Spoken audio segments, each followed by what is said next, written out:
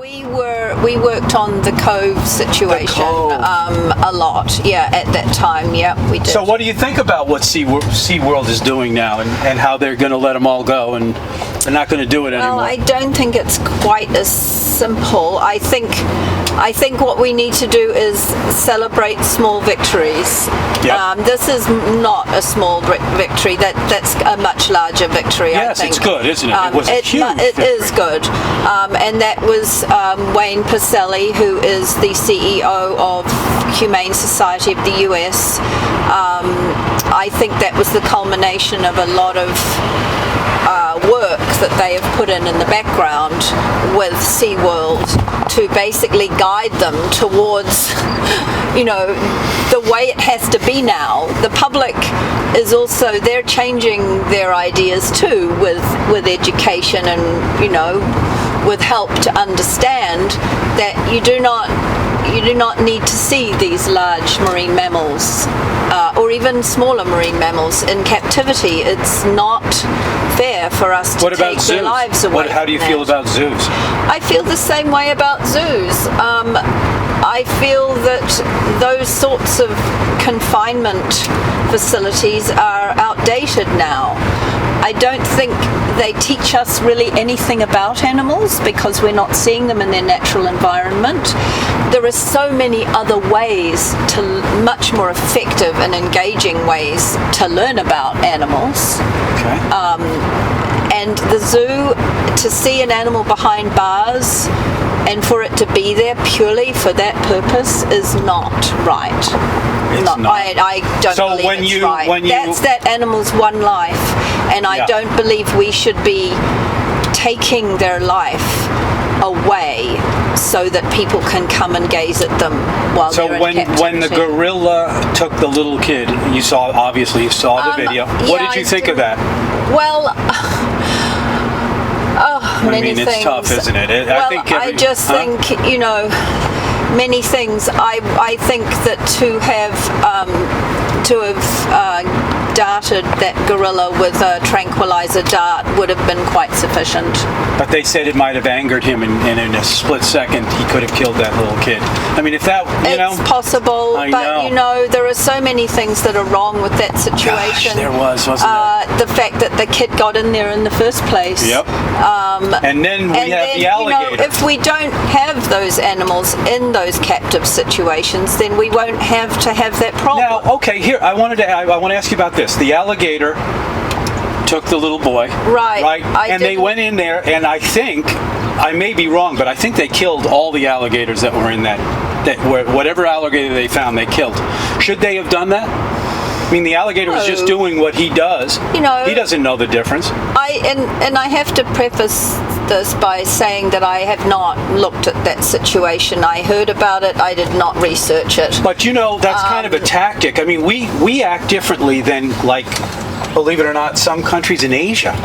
I mean, like India or even Japan, if an animal takes another human being, they just don't immediately go and kill the animal and kill all the animals that are around it. They kind of understand that the animal was doing what he normally does. I would say that it's really a human trait. I think it's pretty much across the board. You do? I do. That any animal that does the ultimate horrifying thing in our minds to take a human life usually has to pay with its own life, and I do not agree with that at all. That's what I'm trying to ask you about. I don't agree with it. No, these are creatures. These are wild creatures. We have to give them their space. We have to pay careful attention when we're around them. If we're in their environment, then yes, we're vulnerable. We need to pay attention to all of that. Bad things happen. I know that, and I don't believe that the animal should have to forfeit its life. And it seems that in most cases, if it's left up to humans to decide what happens to the animal, then yes, usually it does have to forfeit its life, and I don't agree with that. Are you part of the Marine Mammal Stranding team? Yeah. You are, right? Mm-hmm. Yes, it is very close to being back into operation. I got to ask you about the seals. Yeah. All right, there's a lot of people that think we have too many seals here. And right? Yeah, I know. You know about them. And Yes, I what are do. your views on that, and how do you feel about Well, I think you have to look at the big picture. And the big picture is that we don't have nearly as many seals as there used to be before they were extirpated from the area by people killing them. Historically, there were many, many more seals. Really? And I don't, you're sort of putting me on the spot here a little okay. bit. If Well, yeah. Scott was sitting here with me in the car, he Scott would is your husband. be able to answer these Okay. questions with a lot more detail. All right. But I do know that these seals that hang out here at Great Point, Muskeget, Tuckernuck, they are part of a much larger population that goes all the way from Sable Island Right. to Monomoy on the mainland. Why go to and Sable here. Island when you can be on Muskeget? That's what they do. That's their territory. Right. They go up and down, and so the seals that we're seeing here are not the same seals all the time. There are different ones that are coming that are part of that larger population, and people don't understand, I think, that animal populations are sort of control themselves by the environment that they're in. If there aren't enough resources for those, we're talking seals now, for those seals to continue, for their population to continue to increase, then they're going to start dying off because there aren't enough resources for them to survive. I think it's called carrying capacity in the scientific world. So, this population of seals will limit itself according to the resources that are available to it. And, when people talk about the seals are taking our fish and all of that kind of thing, the fish don't belong to anyone. They're not our fish. If they belong to anyone, it certainly wouldn't be us. It would be the creatures in the ocean that have no choice but to eat them. But you don't eat them? You don't eat fish? Well, no, I gave up all of that. You did? Mm-hmm. All of that? What does that mean? I gave up eating creatures. Anything with a face? Is that what you mean? I don't eat shellfish anymore either. I just let go of all of it. Oh my God. It was. Well, what about one other? I feel much better. Why? Well, because I don't feel like I'm a part of the problem now. I feel that I can be a part of the solution now. Because I feel like. Really? Yeah. Do you feel really? Does it really make you feel better? It does. It makes you feel better emotionally and physically? Yes. Mm-hmm. So what do you do? What do you eat? Oh, there's lots and lots of things. I mean, how do you get protein? I'm not a vegan. There's lots of things to eat as a vegetarian. You eat cheese. But I'm on the path to veganism, but as I would hope people could think about, it's all a journey. All of the things that the philosophies that you have and the choices that you make in your life, I look at them as sort of a journey or a process. I started off by giving up red meat, and then I was like, okay, so I'm not eating red meat, then why am I eating chickens? Why are they, why are they not?